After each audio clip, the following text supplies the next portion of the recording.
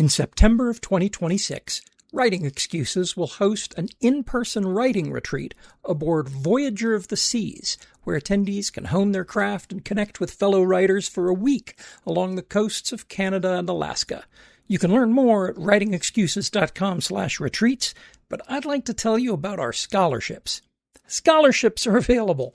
Applications are due by December 31st, 2025.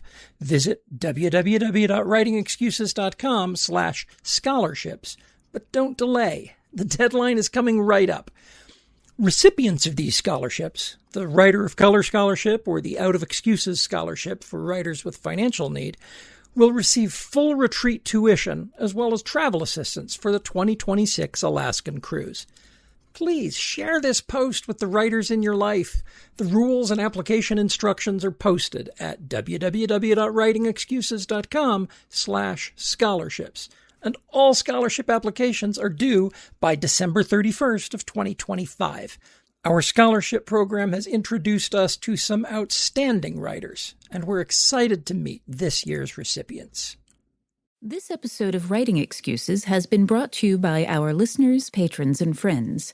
If you would like to learn how to support this podcast, visit www.patreon.com/writingexcuses. Season 20, Episode 51. This is Writing Excuses. Howard's personal writing process. I'm Mary Robinette. I'm Dongwon. I'm Dan. I'm Erin. And I get to drop the word magnum opus when I talk about Schlock Mercenary. Because I made it for, my name's Howard. I made it for 20 years. I made it for 20 years. And for that whole time, I wrote comics the same way. And this process is one which, no lie, every time I've described this to another cartoonist or another comics person, they've looked at me and then taken a couple of steps back in case whatever that thing I have is contagious, because it was just so weird. What I would do is write in Microsoft Word, except I was writing in landscape mode instead of portrait mode. And I had pre-laid each document with 4 big text boxes that were empty, that were just panels. And I could grab the corners of them and resize them as need be. And then I had some other little text boxes with the various comic fonts that I was using in them. And I would drag a text box into the panel and begin writing dialogue in that voice. And when it was done, I would grab another text box, or I would duplicate the first one and do another line of dialogue. And the whole time I'm doing this, I am imagining the faces and the poses and the backgrounds and whatever of what goes in the panels. And so it was a very visually oriented approach to creating a comic strip, to creating a script. You know, I had to have the pictures in my head, and I had to have a place on the page where I could imagine them being. The place where the process gets weird is that the output of this was an 8.5 by 14 laser printed sheet that had the panels the size they were going to be, that had the font and the text the way it was going to be. And I just penciled and inked right on that and drew dialogue bubbles around it and then scanned it and sent it off to the colorist. Wow, you are crazy. Yeah. Yes. Yeah. I don't do comics, and that sounds like madness. I was an art major in college, and that is wackadoo. It is whack-a-double-do. It is, and the biggest problem with it, which it's one of those things where you think, I will never need this. I will never need to have my work translated for other languages or anything like that. No, the art and the text and the dialogue bubbles are all in the same layer. There's no translating. If the translation won't fit in the bubble I drew, well, it won't fit. But I was fast. I could script a week of comics in one sitting. I could pencil a week of comics in like 90 minutes. Wow. Just plowing through the pencils really fast. And then I got to do the part that I loved, which was turning on some relaxing music and setting the pencils in front of me and inking. Was it Kevin Smith? Was it Clerks, where somebody talks about, inkers are just tracing, I'll ink an outline around your corpse, whatever. Inking is so relaxing. And it's the point at which my pencils are loose and terrible, but it's the point at which I look at what I've put on the page before and make the final decision about which lines are good. And my whole process centered around these 3 stages in which, one, I'm really thinking about the story and really picturing what has to happen. And then I'm doing this composition with pencil and trying to figure out how these pictures work. And then 3, I'm relaxing and finishing it. And inking for me was the reward. And yeah, that process was weird, but I did it for 20 years. Every last Schlock Mercenary original is laser printed with hand ink on it. One of the things that I'm going to say that I've also heard you talk about is that even though your process stayed the same, your craftsmanship got significantly better over the course of that. I have seen season 1 of Schlock, and your art is present. The way I described it for science fiction fans, the way I described it for science fiction fans, is the only way for my early artwork to suck any harder is for us to raise the ambient atmospheric pressure.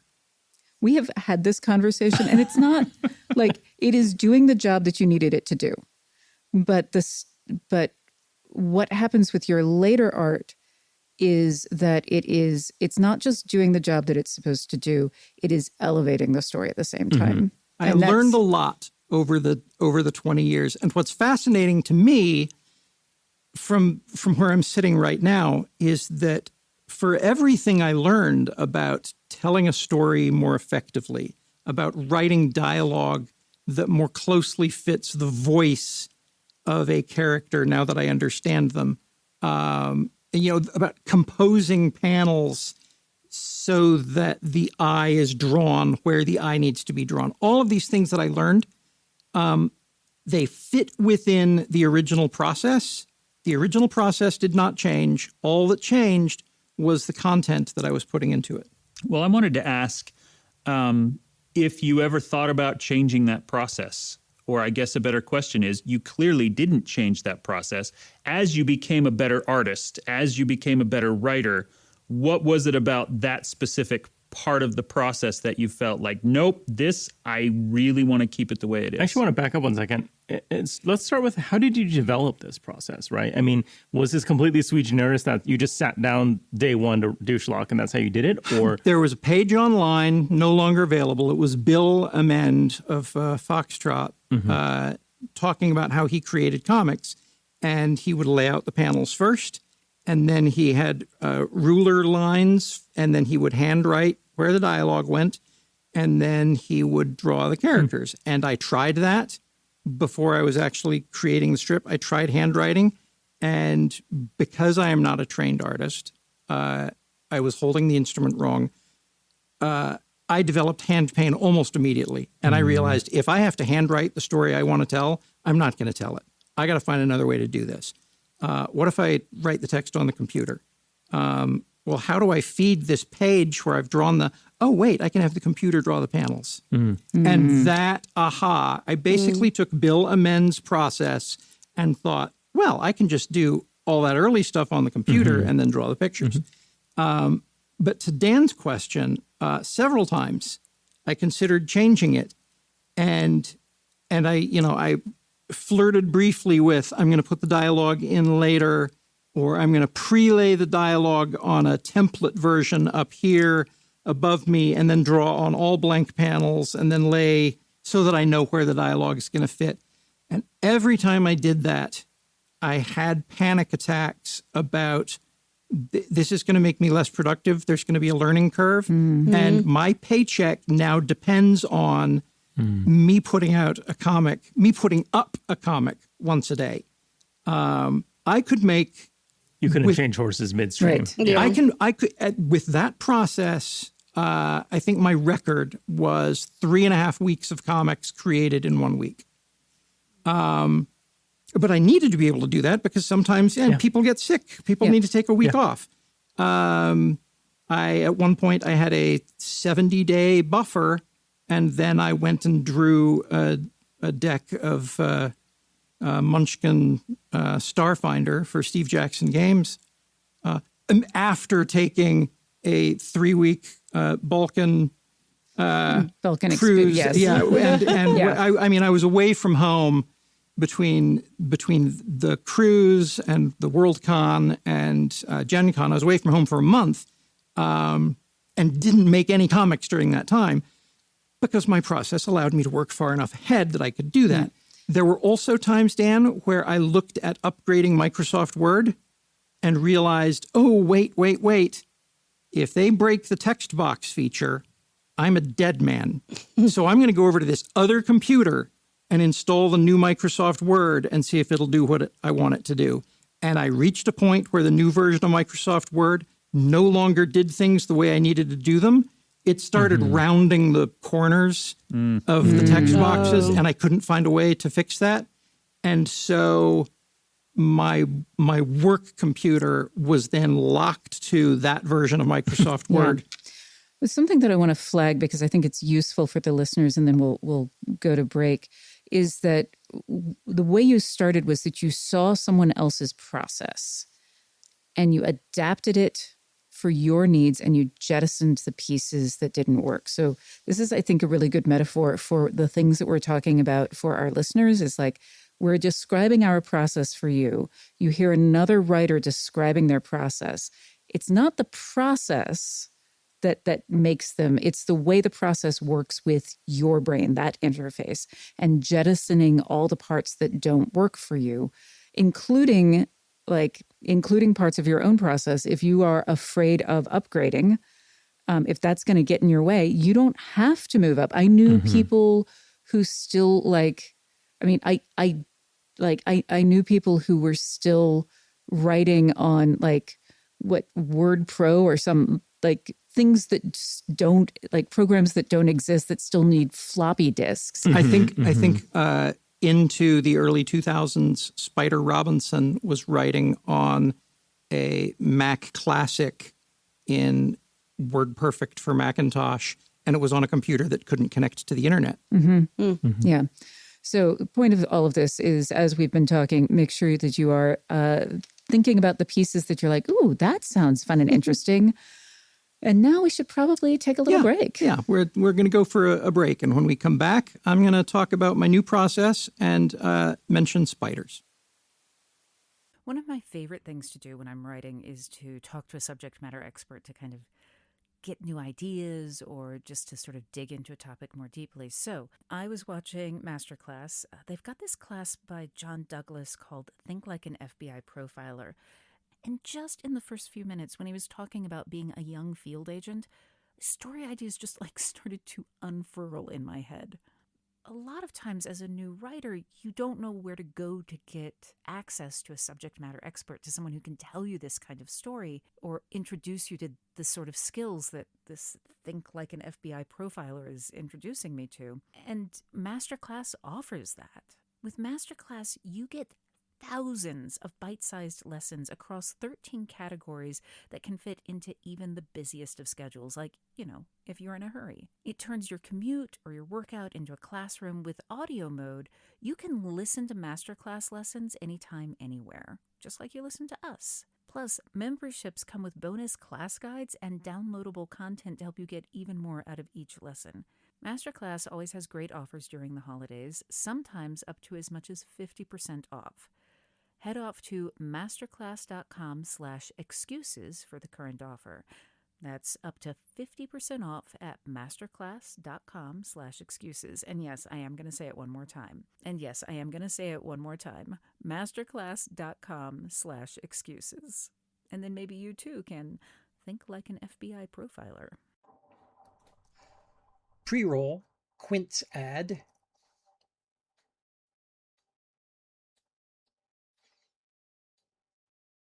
It's cold, but I still have to go out. As a man of a certain age, I am all over having a warm, comfortable sweater that also looks amazing. So let's talk about Quince. I picked up an organic cotton crew neck sweater for $50 last week, and it is my new favorite. It's plush and so warm. I have a half dozen other sweaters, but this is the one I reach for. Quince has a lot more than just sweaters. Down jackets, wool coats, pants and chinos, denim that fits right and feels good. But, man of a certain age, Mongolian cashmere sweaters. You can pick one up for $50 when you'd normally drop $200 or more on the same thing. By partnering directly with ethical manufacturers that maintain high standards for craftsmanship, Quince is able to provide premium quality clothing at half the cost of other high-end brands. Luxurious clothing without the luxury price tag.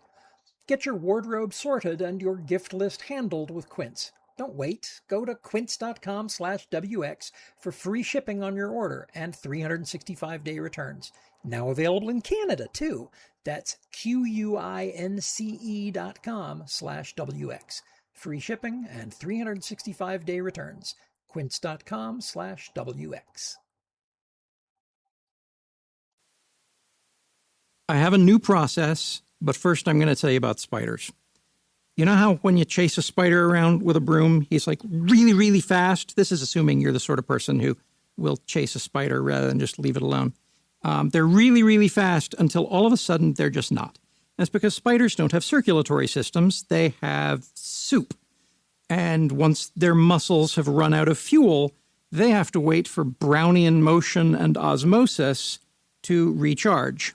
And I have, thanks to long COVID, chronic fatigue, and post-exertion malaise, which means that when I run out of fuel in my muscles, it takes me forever to recharge. I am like a spider. And so my new process is built around me banking as much energy as possible in case the universe comes after me with a broom and I need to move quickly. Because I can move quickly. It's just that I will move quickly and then I'm done. Since 2021, when we recognized that I now had a disability, we actually had to acknowledge, yep, Howard now has a disability. I have been rebuilding everything my whole life. I have a techno cane that is essentially a walking stick with a little mini arm and a magnet on it that will hold my phone, because once I taught my stick how to carry my phone would teach me to always carry my stick. And that sort of mindset, at every turn, I would rebuild pieces of my life in order to be able to get work done. And what I have found lately is that writing actually takes way more energy than I thought it did. I sat down to write. I'm trying to remember what it was. Oh, it was I was going to give a talk in church, and I sat down to write it. And as I started writing, the monitor I wear for my heart rate started sending me alerts saying, you've been in your overexertion zone for 2 minutes, for 4 minutes, for 8 minutes, for 24 minutes. And I'm like, what is happening? I am in a zero gravity recliner with the keyboard in my lap, just using my brain and my fingertips to make the words. Why is my heart doing this thing?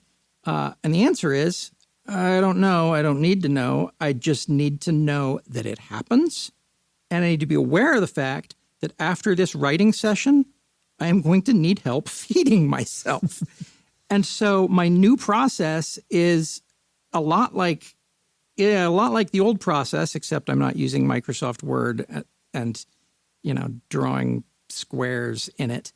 I sit down at the computer to write, but I have to bank my writing time against all of my other activities because it comes with a cost. So now that you are done with Schlock, I am interested, in order to continue this discussion, to know what kinds of things you're working on. Are we still talking about cartooning? Are you moving more into prose? What is this a process for? That is a question that I wish I had a definitive answer for 2.5 years ago. Because the definitive answer I have today is I wish I had a definitive answer 2.5 years ago. The current thing I am working on is a bonus story for Schlock Mercenary. And I will have made mention of this. Maybe I did make mention of this, talking about the process of needing to pull up the panel borders and needing to pull up the script and needing to do the pencils and move back and forth between those stages in order to know exactly where the words go. And that some of that is probably an outgrowth of the original process, which had the words, right on the pages. I have gotten much, much better at comics in that I can look at a page, I can write to the page turn, I can write to the crease, I can draw the eye through the panels the way I want them to be drawn. I'm really quite good at it when I have the time to do all of it. And I'm doing, a 13-page bonus story, and it's going to take me 3 months to finish it. Whereas a healthy person who can put in more than 4 hours a day at this would finish an entire 24-page comic book inside of a month. The prose projects, I have several on the back burner. I have lots and lots of voices in my head demanding other stories. And I have a process for tracking that, which is create a document in Scrivener, fill out a few cards real fast, write down everything that's in my brain, save it, close it, move it out of the way so that I can work on what I have to work on now, because I can't multitask the way I used to be able to. There are lots of other stories I'd like to tell. I love horror. It was something that you were, as you were talking, I was struck by two things that I just kind of want to point out to people, that one of the things that you will have to do over the course of your career is redefine. For whatever reason that is, whether it's because, as we heard with Dan, things that you thought were going to take off didn't take off, whether it's depression, whether it's life circumstances moving across country, whether it's physical disability. But I think that one of the traps that we will fall into is defining our process by how productive we are. Mm-hmm. And I think what you were talking about doing is focusing on the satisfaction of the things that you're good at. And so I think that if you redefine in your own brain, how will I be satisfied at the end of this work period? Yeah, I really love that, because there's a way of thinking about process in the way of product management books that are like, your workflow has to be X, Y, Z to maximize efficiency at this factory. But that's not how creative practice works, right? That's not how making art works. And, at the end of this series about personal writing process, looking back at what everyone said, but I'm especially noting in yours, Howard, is in rebuilding this process, the question you figured out how to answer is how to make process serve you, not the other way around, right? You're not trying to fit into a workflow that you designed and there to make the most comics in the smallest amount of time. It's, okay, these are my constraints, these are my goals. What can I do to optimize? And it's actually been fascinating watching you do this over the years of finding these technological solutions, physical solutions, process solutions that let you do the thing that you want to do, not the way you used to do it, but it's never the way you used to do it. Every project is new and different, sometimes more radically than finding the thing that is stopping me or slowing me down and going after it aggressively to kill it, destroy it, flatten it, smooth it out, shove it to one side, whatever, because there are things that I want to do. And if there's things that are keeping me from doing them, I'm going to make them go away. There was an episode of, actually it was the big portion of the season of Altered Carbon, season 2, where an AI character has been brain damaged and someone tells him, you know what you should do? You should just make notes at the time you think of things and leave notes for yourself.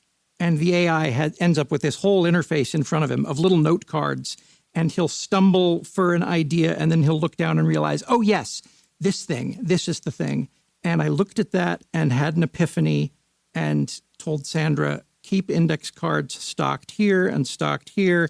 I need pens in both places. And one of the first things I do in the morning now is I'll pull down an index card and I'll just start writing a list of the things that I want to do today. And sometimes the list is there in order to, do I suffer from brain fog? It's possible I suffer from brain fog, so that I am carrying that piece of paper with me downstairs. And when I get downstairs, I can look at it and say, oh, that's right. That's why I'm in this room. I do not love that that's a thing that I need, but I am solving the problem. Hey, a lot of us need that for a lot of I am reasons. solving the problem in that way. And, index cards, I think, bring us around to homework. I'm excited to hear the homework. Okay. Your homework is take Howard a is stack. a spider. I'm a puppy. What are the rest of the hosts? Oh, wow. Oh, goodness. And what you're going to do is you're going to write a scene about that. No, you're going to write a scene about whatever you want to write a scene about. Take a stack of index cards, and for each beat of dialogue, each thing that would, in your imagination, be one panel of a comic strip, I want you to take an index card, draw a couple of stick figures for the characters who are in the scene, or maybe just smiley faces or frowny faces or, angry eye faces or whatever. It doesn't have to be good art. On one side of the index card, you draw that little picture, and then on the other side, hand write the dialogue. Maybe even with a arrow pointing to which person's mouth it comes out of, and then set that card down and write the next bit of dialogue. And treat an entire scene like you are hand creating a comic book. And this is not to create a process for you. This is to break you out of whatever process you're currently using and help you visualize doing things in a completely wrong, maybe right, but probably completely wrong way, and see if it shakes something useful loose for you. I don't normally tag on to homework, but I'm going to mention that I was just on a panel with James A. Owen, who illustrates and writes. And he said that he storyboards, does a storyboard for all of his chapters, and that if he has a chapter or a scene where he cannot think of an interesting image, it is a cue to him that there is a problem with that chapter. And with that, you are out of excuses. Now go draw and write. Writing Excuses has been brought to you by our listeners, patrons, and friends. For this episode, your hosts were Mary Robinette Kowal, Dongwon Song, Aaron Roberts, Dan Wells, and Howard Tayler. This episode was engineered by Marshall Carr Jr., mastered by Alex Jackson, and produced by Emma Reynolds. For more information, visit writingexcuses.com.